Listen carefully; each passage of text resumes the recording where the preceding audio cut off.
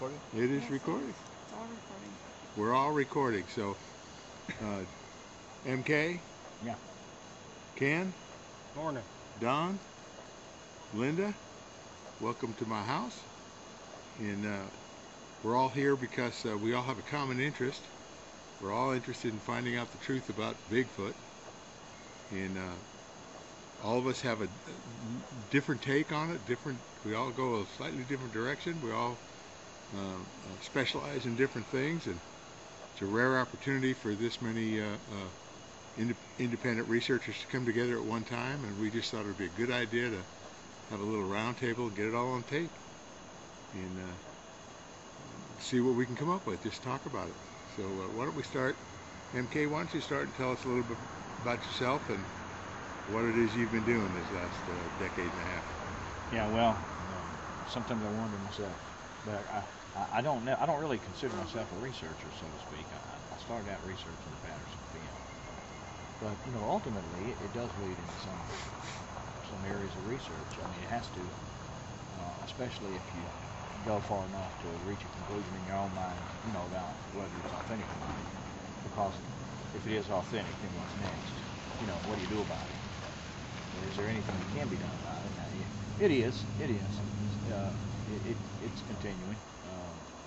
And it's kind of led me into other areas, other films. I've had other opportunities where different film evidence and video evidence has surfaced to kind of apply the same techniques to those as well. Very interesting, because when you're told, when you get into this field, that there's not any evidence, not any bones, there's not any good video, you find that to be, far from the case. That there is good video, there is bones, they're just, people don't know what they're looking at, or it may need a little help. It may need brightening, it may need contrast, it may need, the bones may end up somewhere down in somebody's basement or in the basement of a university. They put it down there because they don't know what they're looking at. So Bigfoot is a mystery, largely, I think, because of not enough really good people are applying their talents to it. I think it could be solved. So I think once it's taken seriously, by not us, but the world in general, it's sort of iconic with unsolvability. When you say Bigfoot to a lot of people, they just you're spinning your wheels. Yeah. Maybe we are, but maybe not for all time. Sorry about that. And by the way, MK, I didn't mention anybody's last names, and if you're comfortable with that, because I want to leave it up to you guys. If you're comfortable, please mention who you are and where you're from. Okay, Davis. I'm from a little town called, my address is Benton, Mississippi. It's an even smaller town, just outside Yazoo City, Mississippi. It's about 30 miles north of Jackson. It's north central Mississippi. Far away from the Pacific Northwest. Far away from the Patterson County. But still feel rather close to it. So you went a long ways to come down here and visit, didn't you? Yeah, I sure did. Yeah. And before we get into the roundtable, let's just go around and do a quick introduction like that. So, in my opinion, MK Davis is the premier analysis, that all the premier analysis of the Patterson film, bar none.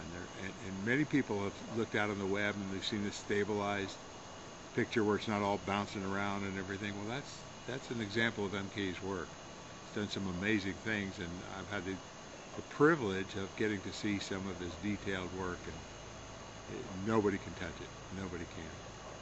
So Ken, you want to introduce yourself? Sure. Yeah, my name's Ken Iddens, and I'm pretty much a perpetual traveler, basically involved in errantry, the wandering pursuit of chivalrous adventure. Spent a lot of years in Alaska. I run mostly Wyoming and Montana, but also down to Arizona, parts of California, Oregon, Washington, mainly around in the West. My Bigfoot involvement is on a lesser scale than the gentleman here with me, and I try to help some with them when I can. The interest is there. Do a little bit of field research. Mostly it's with Don, and that's kind of it in a nutshell.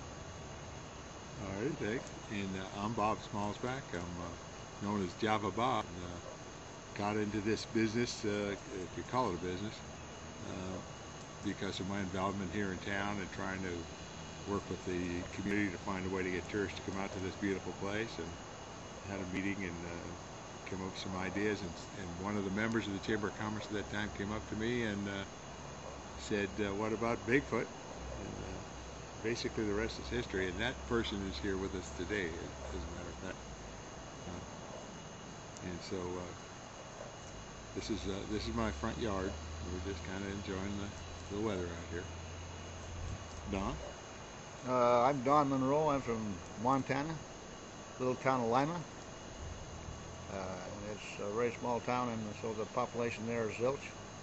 And anyway, these three fellows here have been with me on trips, me with them, and they've been real soulmates in the adventures.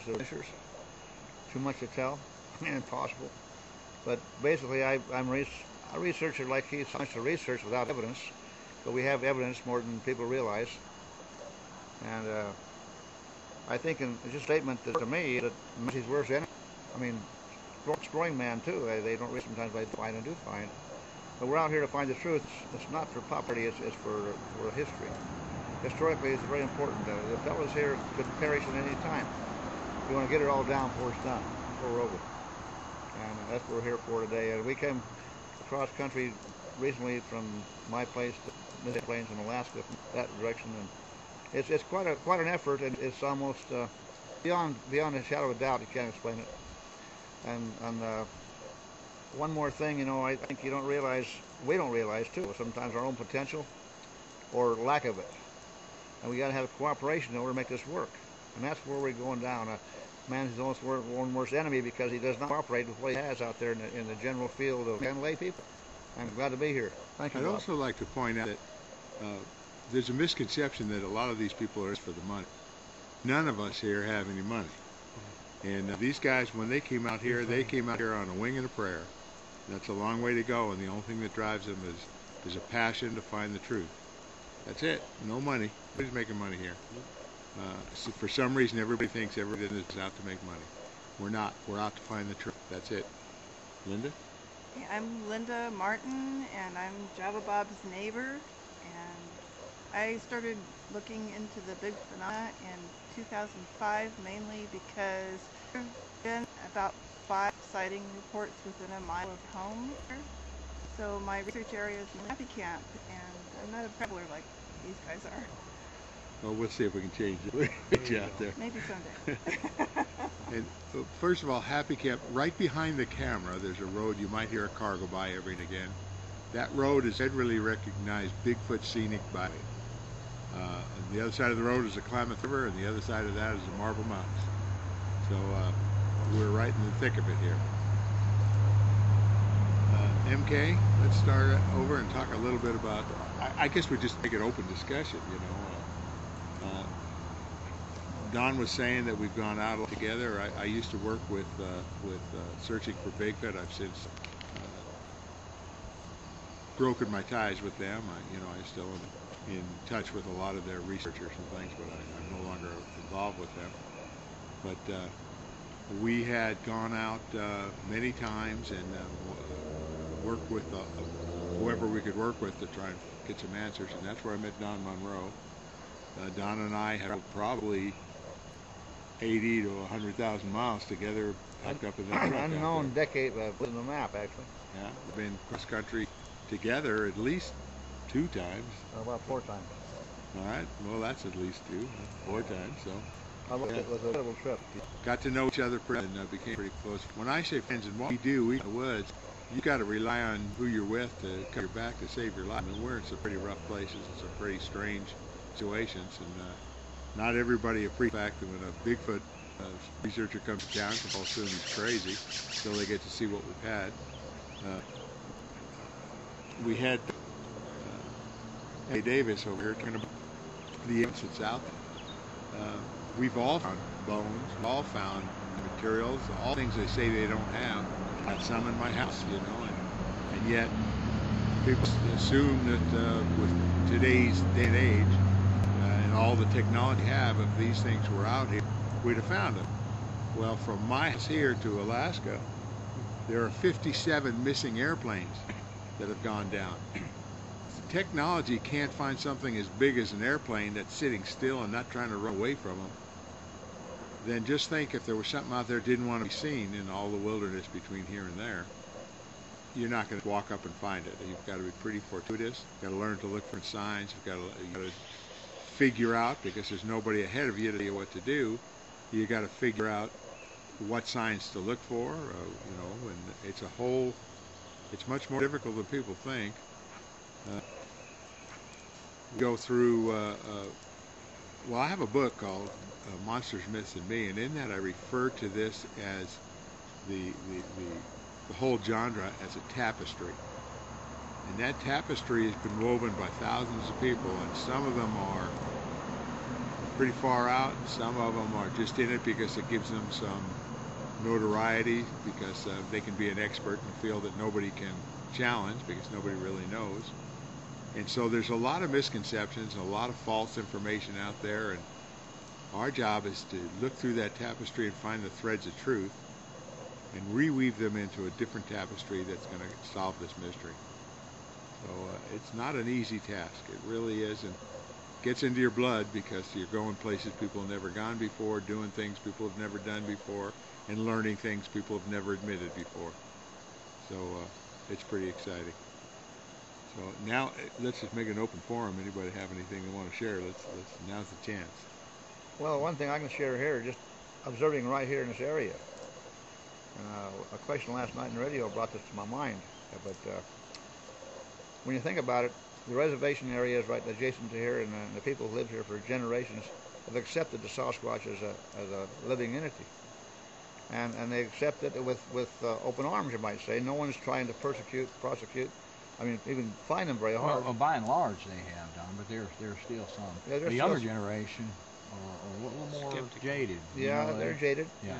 But what I'm saying by basically, though, I'm trying to bring out the point that they've been here for generations, and they'll stay here as long as they're congenial with the population. Yeah, we have, you know, we've gone to I don't know how many different Indian nations, and Don's been with us on many of those occasions, and every single one of them has they're just matter of fact. Even the elders here, up here the Karuk, the young kids go, they're not so sure, you know, but like you say, but the people that were still raised in the old ways, it's just like, one example I had is I had a coffee shop up here. That's how I got the name JavaBob. And I asked some high school kids that came in if they had a name for this thing, and they said, yeah, Putawan.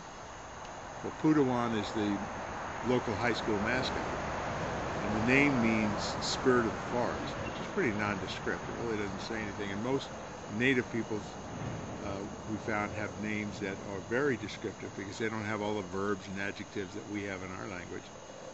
Like the Blackfeet, the name translates to big feet. The Apache, White River Apache, their name for it translates into big hairy man. You know, they're just descriptive names. So I got to, finally I got some elders that came in and I asked them the same question. Do you have a name for this creature? And he told me something totally different in Karuk, and I can possibly repeat it. I don't remember. You know, my memory's not that good that I can remember these things, and I never wrote it down. But it was totally different, and I said, so you think these things exist? And he took his glasses off, and he leaned into my face, got about that far away, and said, what is wrong with you white people? It's just matter of fact. It's like, how could you not know that? And I actually built some theories around that, in that when these people were here, when the First Nation peoples were here, they didn't have very much metal. I mean, they just used, you know, flint and whatnot. As soon as the Caucasians got here, they brought metal. And what they bring that was made of metal? Knives and guns. And they would, with those knives and guns, they were killing people. They were killing animals. They were just, that's just our nature here in our civilization. And if you were living out here and you saw that, it wouldn't take you long to associate that metal with danger. Mm-hmm. Now, if anybody out there's ever taken a metal spoon and put it on their tongue, you can taste it. If you can taste it, that means people with acute senses can smell it. So if they can smell metal, they're not going to go anywhere near us. So I kind of just made that as a basic theory. I have no proof other than when people have taken photographs of this thing, films of this thing, it's typically not because they're out looking for it. It's typically because they're out in the woods and they're having a picnic and they're having a good time and the kids are laughing and playing. They got music playing and they're taking videos of their vacation. And when they get home, they look through the video and go, what in the world is that? So we're in their backyard, and I believe we're like their entertainment, their TV, and they'll come and watch us, but we don't always get to see them. Does that As a matter of ring fact, I true believe with any of they you? allow us to see them on their own terms. And we look for a whole person, or what do you want to say, animal. But the thing is, we won't see the whole picture all the time. Sometimes it's a flick of the leaves, and they're there. And it's just short term. And for example, MK can tell you better than I can, but a few days ago on the trail, he encountered a bear, and he wasn't prepared for it, carrying a camera, and didn't get a picture. It was just instantaneous. And these things aren't always easy to get just because you have a camera along. If you have no camera at all, it's just hearsay. And if it becomes hearsay, it becomes a cowboy story. And that's what happens a lot of times. And, Evidence is what you make of it. I mean, if that jaybird over there, if I tried to gather evidence on that jaybird that it existed and no one believed it, or they dismissed it, then what would my evidence amount to? Even though you can see the jaybird, and you have lots of people who say they've seen the jaybird, but if no one believes it, that's why I was saying, how do you counter a culture who's become completely flaming skeptical about a single subject? The only way you can do it is have something that's really extraordinary, or where you had overwhelming evidence. But it should have sufficed with the evidence that's available now. It should be at least more credible than it is now. There shouldn't be as much doubt as there is. If you had the same level of evidence for something else, it would probably carry the day. That's an excellent point, and I'd like to point something out. We all look at this thing, different things. MK, you have the Patterson film, and you've been working on that for a long time, and have found some remarkable evidence buried within that film and the whole situation around it. And you've gone out in the field to verify what you found, so you don't just take it at face value. No. You kind of specialize on their culture. Yeah. You look at some of the actions, some of the things they do, and you've developed a natch for their culture. I've been working with DNA evidence, and we've all come to the same conclusion as far as I know. Linda, anything particular you look for when you're out there? I'm just a writer. She's a very talented writer, I might add, and she's not just a writer. She has a great view that just adds more evidence adds more data to the body of evidence. All of us look for different things, and yet we've all come to the same conclusion. Linda, what do you think these are? I think that they're a lost tribe that doesn't want to have anything to do with us. So you believe they're people? I believe that they are people and that they've been pushed back into the forest because of human takeover of the land. And so, Don, you look at something else. What do you believe they are? They are, in my estimation, for over 30 years I've written and spoke. My opinion's been there have been people of a feral type, mixtures of who knows how far back, and including Native American and myself included, all of us, every race probably, and they come basically from the Asiatic scene out there in China and whatever, and basically way long ago. And one more thing I'll say, their culture is so diverse in our way of thinking, but yet it's by choice to not lead. It shows their intelligence, and they can make use of things that are available in all generations. And their adaptability to each generation of time has been a clue to their intelligence. They can adapt to our modern age, call this Aquarius, opposed to 1840 or whatever it is, and they've adapted to our times. And now there's everything in the woods, on the edges of the woods and forests and mountain ranges that they can use at random, laying in the gutter, you might say, that pop bottles. I mean, just for example, turn into all kind of artifacts. So yes, they're very intelligent, and if we overlook the fact that they're living in parallel with us, we're overlooking a big humanity, because they're here in fairly large numbers, and yet they're small numbers, and they're diverse and scattered, but they're here. Now, I've done some work based on a discovery by a man named Richard Stepstead on DNA, and guess what? The DNA at this point in time, we have some strange anomalies, starting with mitochondrial DNA, that strongly suggests and statistically significantly shows that they are in fact human. They are a type of unknown human. So, so far we're all in agreement. Ken, what have you found? Well, not too much on my own. Again, I've mainly tried to help Don out. Yeah, I've not worked on it. So, but what's your opinion? Well, my opinion on it? Yeah, that it is a hominoid type, a wild man. You know, we can put all these different handles on it, just as we put different names and handles on different types of people, different types of races. They fit right in there. There may be a very, very tiny, small piece of the pie, but they're here.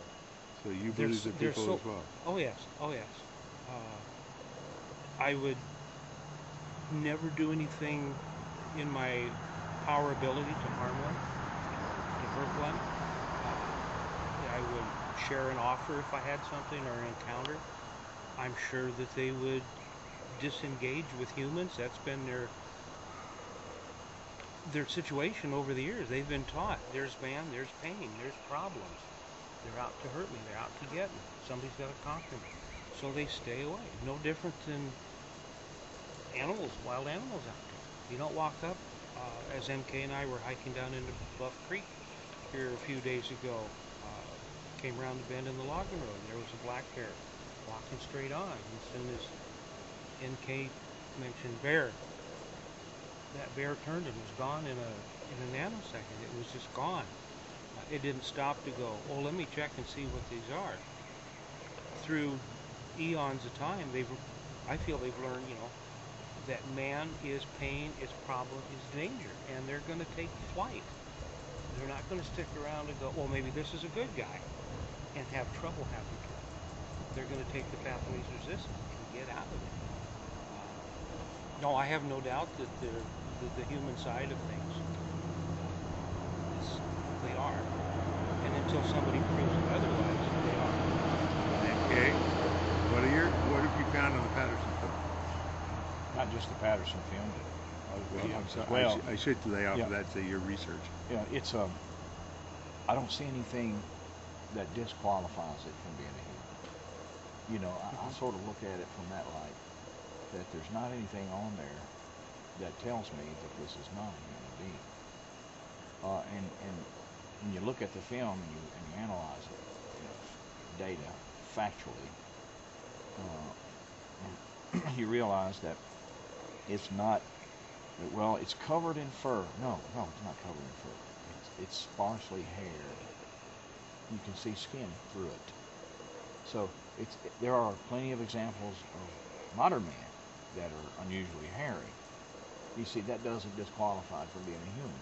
It's way too big to be a human. No. The one in the Patterson film, 6'1" to 6'5", depending on how she's standing. She's robust. But there are people who are robust. So, I mean... I like that term rather than chunky. Well, I may be chunky. But nevertheless, you know, there's nothing there that can tell me that she doesn't belong in the human line. You know, although she's unusual. And it does pique my interest, you know. I'd like to know more. But, you know, I feel like I'm looking at a human family there. So here's like 5 people. All of us have different things that we look for the same thing, and we've all come to the conclusion that this is probably a human. And I wouldn't be so surprised to find out it is, like the native peoples have been telling me all across the country. It's an ancient tribe. It's another tribe. We have no proof of that yet, but we all have come independently to the same conclusion. You mentioned metal. Well, aside from guns and knives, if you're in a forest out there as a modern-day camper, with all these facilities they take with them, and TVs included, I mean, I can't believe it. But they do this, and a lot of things to them might be a weapon. I had an occasion where one researcher, a photographer, wanted to take pictures of one of my cave entrances. I told him not to take the surrounding territory. And he had a tripod camera like over here, like Linda has, only a large Hollywood style, facing in the cave. And at that point in time, I told him it was bad news, because anything is in that cave sees this weapon in their mind's eye. It could be a cannon for them, you know, in their eyes. So this, I'm trying to say here, our artifacts we take with us in camping could be a detriment to our sighting them. My best luck's been over the years, and it's been considerable, is as small as true possible, with the least artifacts. If you have a gun at all with your group, it's hid away, tucked away in your backpack. You won't need it anyway, like as not. But you ever know about things out there besides them? We won't shoot them. I'm not for killing them at all. But there's other reasons I have a firearm in the woods sometimes, like bears or whatever.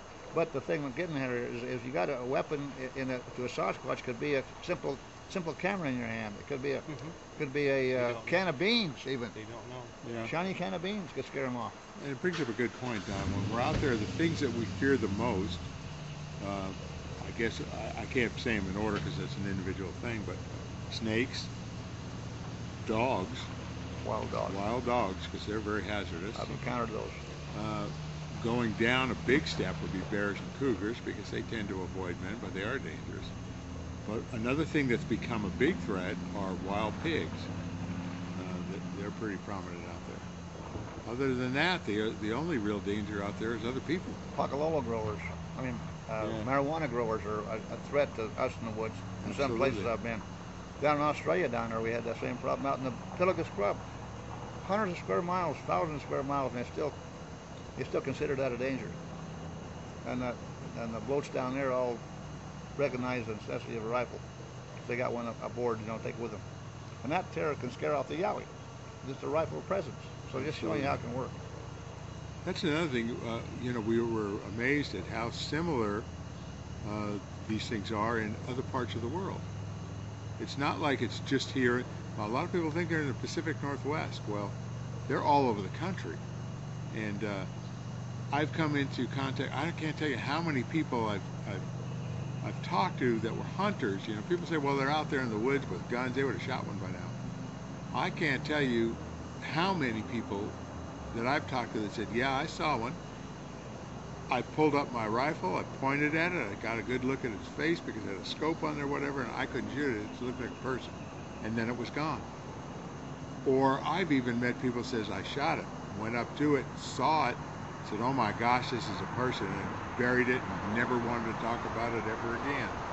So there's a lot more to this mystery than most people think. I mean, they think it's just a simple little gorilla that's walking around in the woods. It's not a gorilla. It's not a Gigantopithecus. It's not anything like that. So I tend to, in my area where I live, I grew up hunting guns.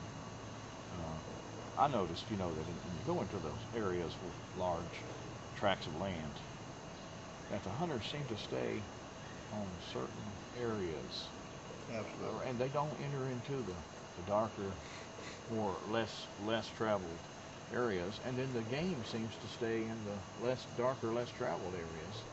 And in the old days, they used dogs to go in there and flush them out. But now, since they stalk, the hunters just kind of stay on the outside and wait on a fringe animal to come out. Right. And there's whole huge tracts of land that never get entered. that something of greater intelligence than an animal could certainly use that. I mean, and do his traveling at night between the tracks and things. You know, it Brings up a good point. Yeah. Now, in my experience, my experience has been they are basically nocturnal. If they're moving around, it's at night. Along lines of thinking, they consider the nocturnal possibility of our lunar atmosphere. We have 3/4 the time of year, 2/3 of the time we have a moon phase that's got light on both sides of the moon phase. Excuse me, 13 moon phases a year, every 28 days, and you have more light than you have darkness in the world, basically. So let's say 2/3 of the time you have some kind of potential to see at nighttime. Yeah, and if your eyes are accustomed to it, or even grown, genetically adapted to it. I've done a lot of astronomy. I own some large telescopes, and when you go out at night, the early part of the night, when you first leave your house and go out there, you don't see too well, but give it a couple hours, and that eye will open on up, and you'll be almost like an owl. I mean, everything you can navigate quite well, and that's just a person whose eyes aren't really that well adapted. Nocturnal vision would be even greater. Your eyes would open on up, and then your rods and your cones would be sensitive to any amount. That type of thing. That doesn't surprise me any that they use the night. Have you noticed too, MK, that most reports of sightings close to a house, close to a window, put it that way, or right up on one-on-one in nighttime is usually on a real dark night. They come in closer then. On moonlit nights or further in the distance, they're seen that way at all. And they know what their potential is on being sighted. There's pictures been taken in windows unintentionally, and in the backdrop of a picture, say of a family portrait, we know one ourselves over in Minnesota. Anyway, so we have in the Yellow country, and I know of others too, and that claim that. And what's important here, Ray Crow, with not my help, but my suggestion a little bit. We worked together years ago on this project of studying the moon phases a little bit, the darkness of anyway, put it that way, opposed to the sightings universally in the United States. And Ray Crow did quite an article. It was printed in Track Record on this. I don't know who read it or not, but it was pretty important. He did spend a lot of time on it. And I've done some since that it's differently for different reasons, but there definitely is a comparison, adaptability of man as we know ourselves to nighttime vision. And the military knows all about that better than I do. But like he brought up the fact that your eyes will adapt to night after a while. It's amazing what that's true. You go out there with a pair of field glasses at night, you can see better than you can at daytime in moonlight if you know how to use them and learn to. I've saw game animals that were grazing by the phase of the moon and be gone in the morning, absolutely, because they fed all night. And I learned that the patterns of animal movements enough that Sasquatch are the same. They know exactly when they can't go out and when they should go out. You know, that brings up a good point. One of the guys Excuse me. one of the guys that I go out with is a decorated Army Ranger, a former Ranger. And of course they're trained for night maneuvers, night fighting. And when we go out, he doesn't let us use a flashlight, anything, and after just a little while, your eyes do get adjusted to it, and you can get around quite well. And the exception to that, I say it 3 times, the exception is in the cave. There's no light, there's no chance. The darkness is beyond belief and description. Ken and I, Ken with me, and I with him, on several trips in caves, more than once, but he can identify that. You can't see the hand that hits your nose. And so photography in a cave becomes a separate world. And I got just a short little thing here, but Ken has been with me when a creature was actually in the room with us, a cave room. And long story short, that's it. But he encountered this by physical evidence of tracks left right there, right seconds or minutes, pro and con on that, and before and after, and there's 4 witnesses to this situation. Well, why that's important? Because they're so stealth, so quiet in their own kind of knowledge. They can be next to you and you never even know it in the forest. I'm sure that the breathing might have stopped. And I've encountered real close encounters I've seen these creatures. And in the case of even MK and I one time in Bluff Creek, we had a close encounter, just of 2 smaller ones that were juveniles, I'm sure. that just faded away into the brush more or less and left tracks, recast them. And that was in the year 2008, I think it was. Anyway, the thing is, point is, bringing out here, they're very, very knowledgeable about what they can't do and what you can do. They hear you coming, they know exactly when to fade away and how to do it. It's gradual sometimes, just maybe a little bit behind a tree and go. And they keep a tree between them and you never see them again. A legitimate question to the contrary. A lot of people ask, and I think it's a very legitimate question. All these abilities to hide, abilities to travel at night, see at night, they work for them, and you can see how it would work for them. But sooner or later, a Sasquatch is going to be born blind. Blind? Or deaf. Or just suffer some of the same things that we suffer as people. And what then? What could you keep them from stumbling or falling off a cliff, or that is maybe, that's the thing that's maybe going to break the thing open, is some event like that. MK, I've seen now 4 or 5 times where people who were born blind have learned to use sound by making a little clicking sound. They ride bicycles, they travel around, they know they can recognize people. And if humans who are pretty well removed from their natural environment have the latent ability to do those kind of things, there's a possibility that they do the same thing. Well, or we all believe they have some kind of a culture. They may help each other, or it's even possible that they kill those babies. Well, it doesn't mean that. Now I got to project there a little bit, not kill them necessarily, but see, in all ancient cultures, most everybody, every kind of ethnic people, they used to, and we still do more or less in our own kind of way, revere the handicap as being special.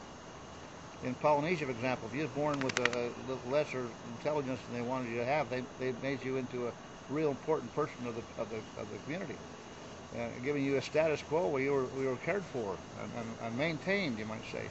And it's incredible. If you can read recent writings on that in discourses of different writers, like Robert Louis Stevenson, for example, and other people who are lesser known, and people who are local, which I've been in Hawaii a great deal. And I've talked to people who were the tutus, the grandfathers and grandmothers and things like this. And it's amazing how much they revered them people. And even in this ancient offshoot of this whole belief in people, the Minihuni belief. There's 3 types of Minihunis, and most of them know one, but the one they see is playful in the story, mythological, of course.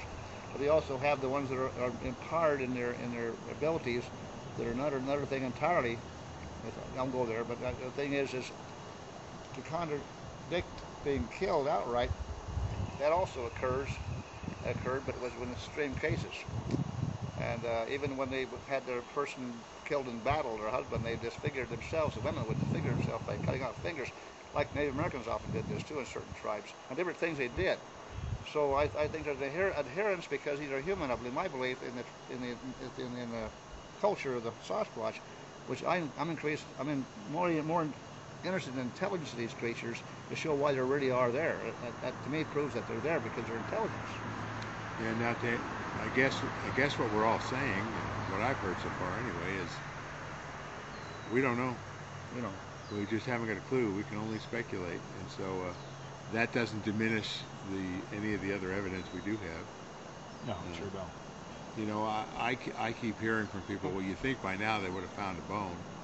Well, they found lots of bones, and when they send them out for DNA evidence, which everybody believes is the ultimate, they come back as human, so they either say it's human or it's contaminated. They throw them away. It doesn't mean anything then. Oh, it's just it's a human tooth. It's a human, so they throw them away. Why would it not mean anything? Well, because of people's paradigms.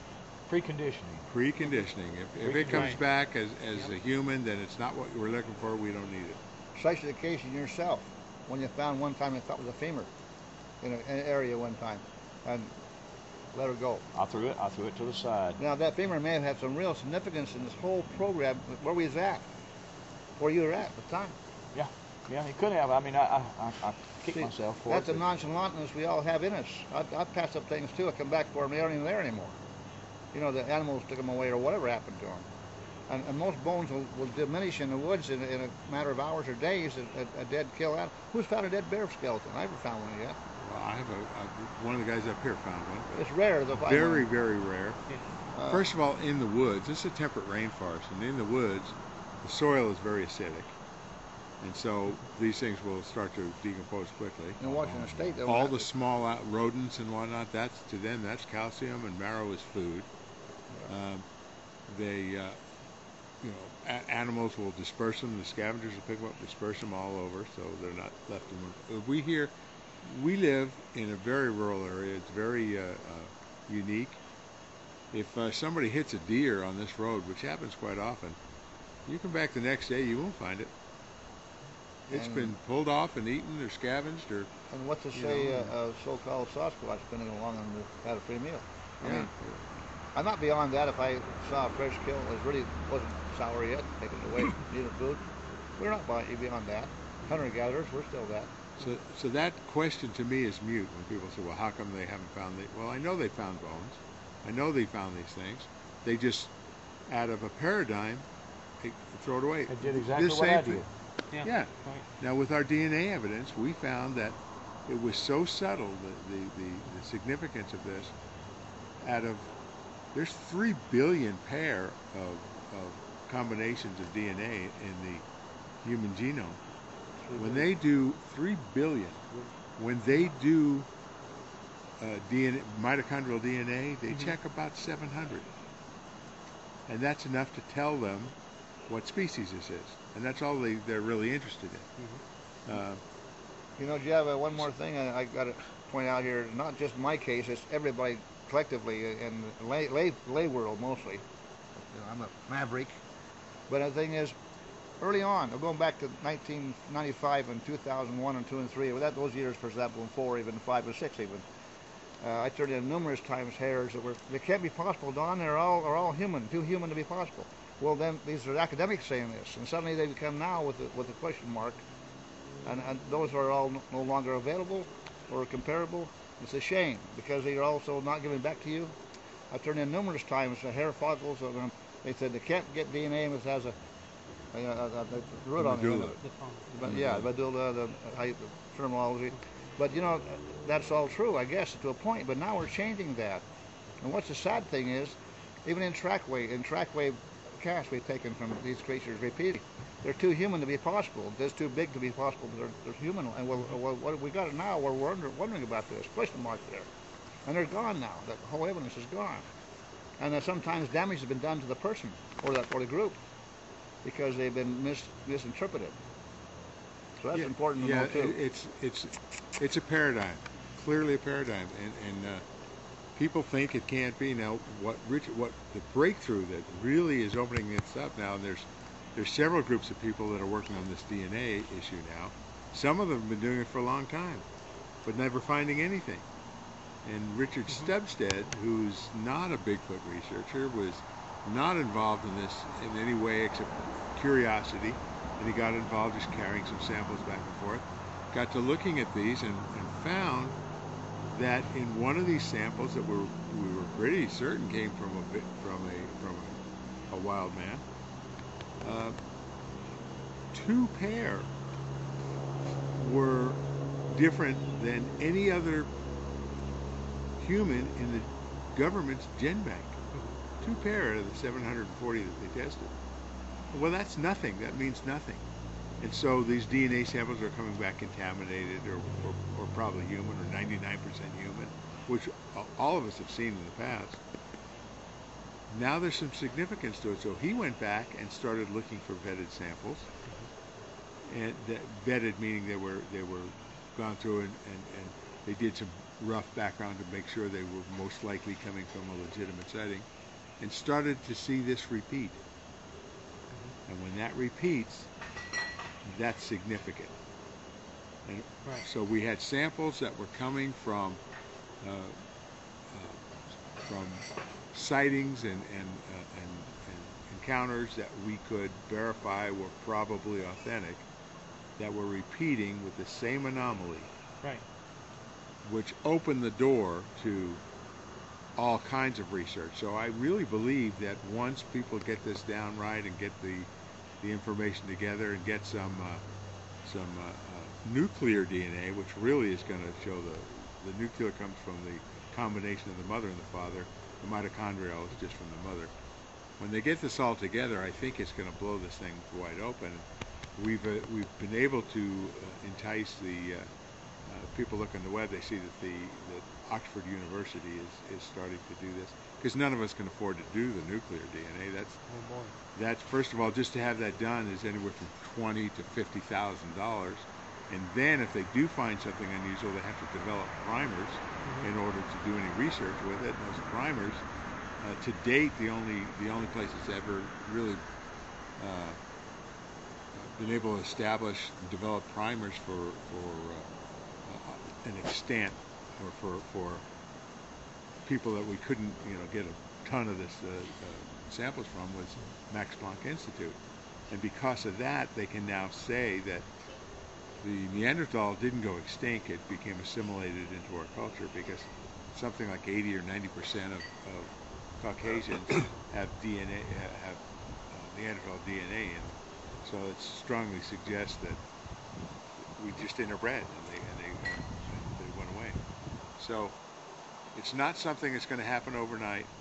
It's not something, tomorrow they're not going to announce, yeah, this is a human type of whatever, but eventually I believe they're going to. Sure. It may take a couple of years, and I don't care if it's the group I'm with. I don't care if it's a group that I originally got involved with, who are now doing it as well. I don't care who it is. I just want the answer. The truth. I just want the Well, truth. advanced ethnography studies, if you look into that way, on any terms, you start seeing it there where it's possible today, right now as we sit here, from our basic selves, to analyze the differences in evolutionary things, not from monkeys. I don't mean this at all. Not Darwin's excuse. He didn't even say that either, really. People think he did. But the theory of evolution is going on in our being more hairy or less hairy according to our environments over time. Our earlobes change according to our types. Anybody watching this tape, look at this collectively in our own family, the differences in the earlobes alone. And in noses in some cases, nose lengths and air passages. It's all part of a study that Sasquatch will be a part of it someday. If we ever get down, I'm not so certain I can say it now, but from the films of MK's enhancements, in Patty's ear, when he examines that ear in examples, there's a certain, I was interested last night seeing those films on the ear shape, and I noticed that. I went and looked at that ear really close because it has some semblance of a certain type of ear that might fit into Neanderthal or whatever. Round ear. It Yeah. didn't have much of a lobe. That's right. And that modern ear is more prevalent today in people than we think. It wasn't there 100 years ago, 50 years ago, 1,000 years ago. So much. This type of ear I got, I think Neanderthal, I'm sure I must be part of one already, I think, But, and he's not too far away, and maybe you're Yeah. I was scared. I didn't say anything. The lady here is hiding her ears, but I'm a little more Cro-Magnon. she's a little more modern than I am, aren't you? You like music? And all these ideas and theories, we can't throw any of them away. We got to be open to all of them. If you get focused, if you get deciding this is what's going to do it, you're missing out on way too much. It's just like, my goodness, there's so much under the sky that we know so little about. And we trust the intellectuals to come up with this stuff. It's not the intellectuals that have made the major breakthroughs throughout the world. It's the everyday man. The people that you want to... There's such a wealth of information in this country with our native peoples that's ignored because we don't speak the same language. And I don't mean they speak, a native tongue and we don't. Their language is all based on nature, and it's all descriptive. We have all these adjectives and adverbs and all these things that muddle up everything. An example I can give for that is back when they had the hantavirus outbreak in the Southwest. Eventually, they went to some of the U.S. experts that were out there trying to figure out how this happened. Eventually broke down and out of desperation asked the native shaman, what do you think causes this? And they told him heavy rains. There's heavy rains. And so they said, oh yeah, okay, here's these natives, they don't know anything, you know, heavy rains, that has nothing to do with the hantavirus. And they went off and did their research. And eventually they came out and found out it was from rodents. So now they're the experts. They figured out where it came from. It comes from rodent droppings. And then they went back to the native people and said, it comes from rodent droppings. They said, well, yeah, I know, we told you. Because after a heavy rain, there's a bumper crop of pinon nuts. When there's a bumper crop of pinon nuts, there's an explosion in the population of rodents. To the natives, that all made sense. You know, they just assumed we were smart enough to understand that. But because of the difference in culture, we're not. And then when you compare to academics, they get their credentials and they pass the bar, call it that. And as far as they go, they should go to the bar next thing. Learn a few things. Well, my point is, there is a wealth, I mean a rich gold mine of information and strong science based on observation of the natural world for thousands of years that we dismiss as being just noise because we're that culture bound in our society. People need to wake up and listen to these people who have so much knowledge and background in learning. Their science is rich, but it's based entirely on the world around them and not on anything hypothetical. It's all real stuff, and we just throw that away because we're so culture bound. You know, I've met a man a few young man a few years ago in the field down in Arizona, in fact. And I said, you're so intelligent, and you're such a gifted young man. I said, why aren't you in college going into anthropology, archaeology, or some kind of thing like this related to it? He said, I was. He says, you know why I left? He said, I want my youth, I'm right here interested in this stuff. I want the adventure of it, and the excitement is still, if I wait 6 more years, I'm past that my time to go. I said, you're my mate. And that's why that kind of guy with that kind of thinking is not the normal person today. Get your education. Well, they should. But I'm saying this guy was just put aside his education because he's going to get one in the field. He became a real, to my estimation, a real article out there. Real article. He was out there learning on his own, but he would never get credit for what he was doing. But at the same time, he didn't care. He was a true adventuring guy, you know what I mean? And I admire that kid. You know, I leave his name out because I'm sure where he's at now, I don't know. But you know, I one time was hired as a consultant for a guy to go through and find out why his business was failing at a little delicatessen in deli and sandwich shop and wine shop, wine and cheese and whatnot. And he just couldn't make a go of it. And he hired me as a consultant to figure out why, and I showed him what was going on, fixed it. The man had a PhD in small business management. And he had to hire me to run this little deli to figure out why he was making money. And I talked to his nephew one time, who we had working there, and I said, I don't understand that, you know. And he said something to me I never forgot. He said, well, you know, Bob, education can be a real poor excuse for brains. Yes.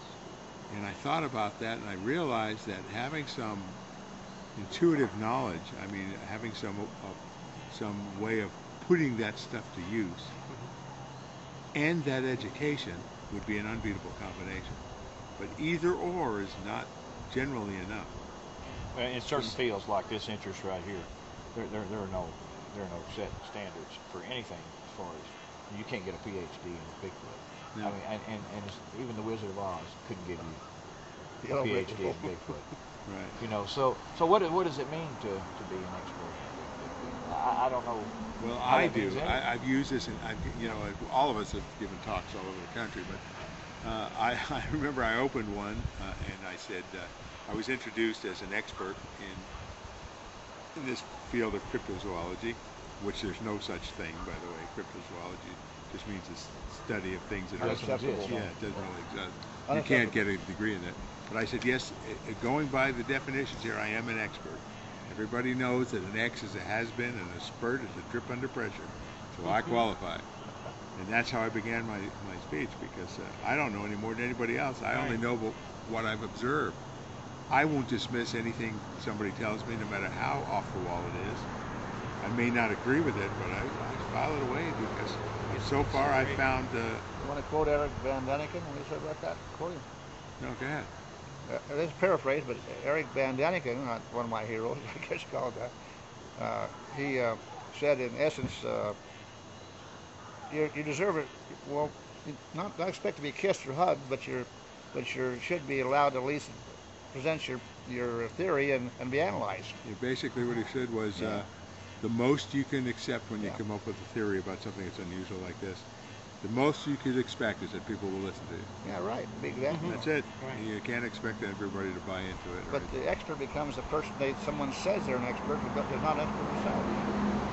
And I'm not citing names, because there's radio programs and all kind of things, TV shows. So and so is an expert. Well, there's a big difference between being an expert and coming to be known as an expert. That's right. That's absolutely correct. You know, Jacques Cousteau, to me, was an expert of many things and overlooked a lot of times. And his research today is kind of just in the water. But some of his basics, yeah, he's been washed out. Okay. But Jacques Cousteau's research was in the water? Yeah. Anyway. I would think so. Anyway, I'm trying to say that we're under fire. Okay, we're being burned out too. Because I got burned out right now on the whole project, but I'm not going down yet. Still active sometimes. That's another thing. The people in this business that really know what's going on, many of them are not young men anymore. Yeah, by the wayside. And unfortunately, a lot of the people that are getting into it now are being led by the people who have tried to monopolize this and tried to make money off it. And there's not too many real down-to-earth, get out in the field, get it done kind of people that are open-minded and talking to each other. So in the whole field, there's only a few people that will compare notes. Everybody zealously holds on to what they've learned. It's all secrets, because everybody wants to be the one, you know, and it doesn't help. It really doesn't help. There's a lot of discord in this. I want to be one of the ones. I didn't care if I was the one, but I came into the Bigfoot, not community. I never did join that, but I say in the sidelines of them to hope to share. It did not work, and it's still not working.